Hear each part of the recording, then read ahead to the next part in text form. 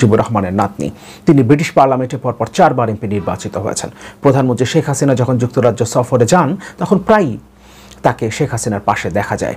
পরপর 4 বার তিনি এমপি নির্বাচিত হয়েছেন ব্রিটিশ পার্লামেন্টে এবং সর্বশেষ নির্বাচনে এমপি হবার পর তিনি একটা মন্ত্রণালয় পেয়েছেন।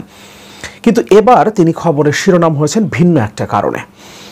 হাউস অব কমন্সের কোড অফ কন্ডাক্টের ক্যাটাগরি 3 অর্থাৎ যুক্তরাজ্যের কোনো সূত্র থেকে উপহার, আয় বা আপ্যায়ন গ্রহণ করা এবং ক্যাটাগরি 6 ভূমি ও সম্পদের অধীনে সময় অনুযায়ী তথ্য রেজিস্টার না করার জন্য তার বিরুদ্ধে তদন্ত শুরু হয়েছে এবং এটা নতুন পার্লামেন্টে প্রথম কোনো এমপির বিরুদ্ধে করা হলো।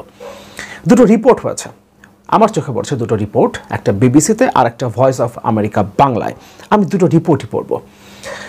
বিবিসি রিপোর্টে ইংরেজিতে, এটা পড়বার পর ভয়েস অফ আমেরিকা বাংলায় যে রিপোর্টটা করেছে সেটা পড়ব এবং এটা নিয়ে আপনাদের মতামত জানতে চাই। আপনারা আপনাদের মতামত আমাকে জানাবেন এবং পরবর্তীতে সেই মতামতের উপর ভিত্তি করে আমি নিশ্চয়ই আবার কথা বলবার চেষ্টা করব।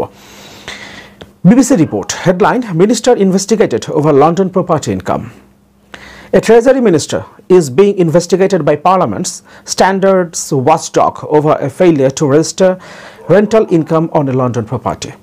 Tulip Siddiq, Economic Secretary to the Treasury and Labour MP for Hampstead and Highgate, North London, is under investigation for the late registration of interests, according to the Parliamentary Standards Commissioner's website.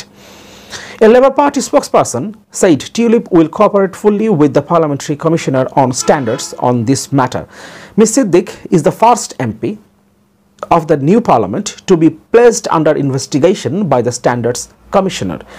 Ms. Siddiq is the first MP of the new Parliament to be placed under investigation by the Standards Commissioner. Labour had previously told the Daily Mail that the failure to register the income was an administrative oversight. বাংলায় যে রিপোর্টটা করেছে voice of America সেটা একটু দেখি। British পার্লামেন্টের standard নজরদারি commissioner নতুন সরকারের ইকোনমিক মিনিস্টার টিউলিপ সিদ্দিকের বিরুদ্ধে তদন্ত শুরু করেছে। ব্রিটিশ গণমাধ্যমের খবর অনুযায়ী লন্ডনে একটি ফ্ল্যাট থেকে ভাড়া আয় হিসেবে নথিভুক্ত না করার কারণে ক্ষমতাসীন লেবার পার্টির সংসদ সদস্যের বিরুদ্ধে তদন্ত শুরু হয়েছে। ব্রিটিশ সংসদ হাউস অব কমন্সের স্ট্যান্ডার্ড কমিশনার ওয়েবসাইটে উল্লেখ করা হয়েছে উত্তর লন্ডনের হ্যামস্টেড ও হাইগেট আসনের এমপি টিউলিপ সিদ্দিকের বিরুদ্ধে 30 জুলাই তদন্ত খোলা হয়। হাউস অব কমন্সের কোড অফ কন্ডাক্ট এর ক্যাটাগরি 3 অর্থাৎ যুক্তরাজ্যের কোনো সূত্র থেকে উপহার, আয় বা আপ্যায়ন গ্রহণ করা এবং ক্যাটাগরি 6 অর্থাৎ ভূমি ও সম্পদ এর অধীনে সময় অনুযায়ী তথ্য রেজিস্টার না করার জন্য তদন্ত করা হচ্ছে বলে ওয়েবসাইটে উল্লেখ করা হয়। ব্রিটিশ সংসদের স্ট্যান্ডার্ড কমিশনারের দায়িত্ব হচ্ছে সদস্যদের আচরণের উপর নজরদারি করা, যার মধ্যে সবচেয়ে গুরুত্বপূর্ণ হচ্ছে তাদের আর্থিক স্বার্থ রেজিস্টার করা। এর মাধ্যমে কোন কোন ক্ষেত্রে তাদের আর্থিক স্বার্থ জড়িত আছে তা প্রকাশ করতে হয়। বিবিসি নিউজের এক প্রতিবেদনে বলা হয়, মিস সিদ্দিক হচ্ছেন নবনির্বাচিত সংসদের প্রথম সদস্য যাকে স্ট্যান্ডার্ড কমিশনারের তদন্তের আওতায় আনা হলো। অনিচ্ছাকৃত ত্রুটি। লেবার পার্টির একজন মুখপাত্রকে উদ্ধৃত করে বিবিসি জানায়, টিউলিপ এ বিষয়ে স্ট্যান্ডার্ড কমিশনের সাথে সম্পূর্ণভাবে সহযোগিতা করবে। টিউলিপ সিদ্দিক বাংলাদেশের প্রধানমন্ত্রী শেখ হাসিনার বোন, শেখ রেহানার বড় মেয়ে। তিনি 2015 সাল থেকে টানা 4 বার সংসদে নির্বাচিত হয়েছেন। এর আগে লেবার পার্টির স্থানীয় পত্রিকা দ্য ডেইলি মেইলকে বলেছিলেন এই আয় রেজিস্টার করার ব্যর্থতা ছিল একটি দাপ্তরিক অনিচ্ছাকৃত ত্রুটি। এরকম অনিচ্ছাকৃত অনেক ত্রুটি বাংলাদেশে আমরা দেখি। সরকারি কর্মকর্তা কিংবা সরকারি দলের অনেক নেতা কিংবা সরকারের এমপি, সরকারের মন্ত্রীদেরকে, বাংলাদেশে এটা খুব ছোট একটা অপরাধ কিংবা এটাকে আসলে অপরাধ হিসেবেও গণ্য করা হয় না। এদেশে হাজার হাজার কোটি টাকা বিদেশে পাচার করে ফেললেও সেটাকে কোনো অপরাধ হিসেবে গণ্য করা হয় না।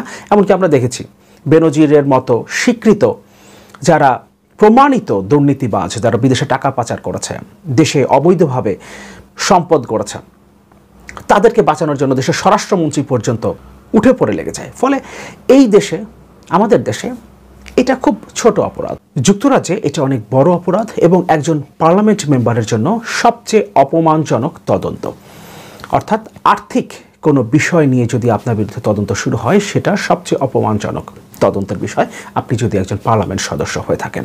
তবে বাংলাদেশের প্র্যাকটিস অনুযায়ী এটা আসলে কিছুই না।